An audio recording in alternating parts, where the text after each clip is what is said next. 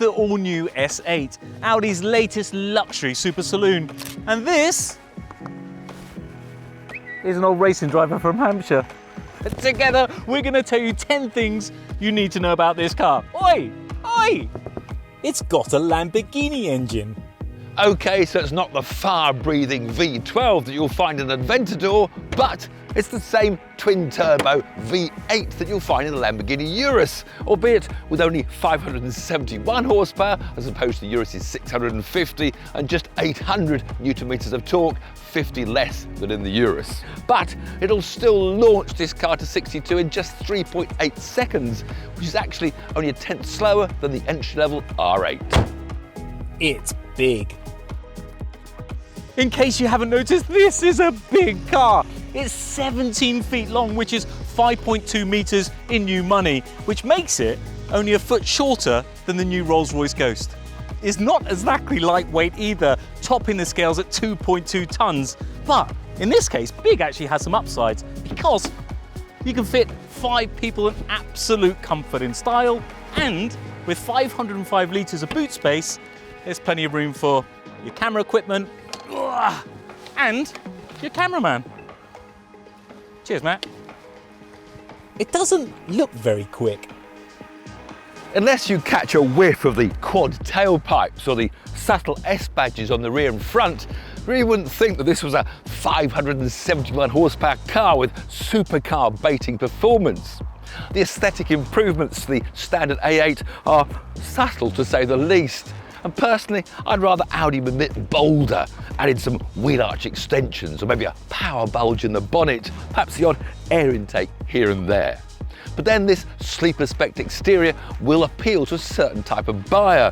And perhaps in this world of shouty styling, it's nice that there are still cars that can fly under the radar. It's brimming with tech. The Audi has a ton of tricks up its sleeve. Matrix LED headlights that avoid other motorists, motorized vents that hide away in the dash until you need them, 22-way adjustable electric seats, greeting lights that look like something out of a Marvel movie, and you can even spec your own mobile espresso machine. Their head-up display and Audi's brilliant virtual cockpit come as standard with this car, which means you're surrounded by these 3 massive digital screens. Cutting-edge tech, good user interfaces and high-quality materials make Audi's interiors some of the best in the business. It's very quiet when it wants to be. In comfort mode, the S8 is quite a serene place to be. Audi have gone to great lengths to make sure that it's as quiet as possible with acoustic double glazing to help with the wind noise. Thank you, Tiff. Active engine mounts to soak up the engine vibration, and they've also got foam-lined tyres to help reduce the road noise as well. They've even created an active noise cancellation system, a bit like you get in those posh headphones. They've got microphones in their headliners that listen out for any undesirable noises, and then they play an opposing frequency through the speakers to cancel it out. But sadly, it doesn't work on noisy passengers in the back. Excuse me? It corners like a sports car. Despite its size, the S8 actually takes corners with surprising agility, even with him driving. Now that's partly due to the active rear steer on the back of the car. So as we turn into this corner, the rear wheels are steering out, helping it turn quicker and making it feel much like a much smaller car. Then there's the active suspension with its electromagnetically controlled dampers, which limit the body roll, keep it cornering much flatter. Which brings us to the next point. It has very clever suspension. Keeping itself flat in corners is not all that this Audi can do. The S8 suspension is the most advanced suspension ever fitted to an Audi. For a start, in Comfort Plus mode, it'll lean into the corner a little bit like a bullet train, just to keep your occupants upright and feeling nice and comfortable. It also scans the road ahead and avoids anything that it doesn't like the look of by lifting the wheels accordingly, so speed bumps or potholes, for example. And it's quite incredible, when you go over a speed bump and you hit those front wheels, you expect the whole car to jolt up. You just smoothly and effortlessly glide over them. And the car even raises itself up by a couple of inches to help you get in and out of the car when you stop. So perfect when you've got a VIP guest, very considerate. It costs a fair bit. This is the TSFI Tiptronic version, which is all yours for £97,000. And as you'd expect, it comes with all the bells and whistles you could want from a luxury limo. But if it's still not enough, you can spend another £16,400 for the Vorsprung edition, which ticks virtually every box on the spec sheet.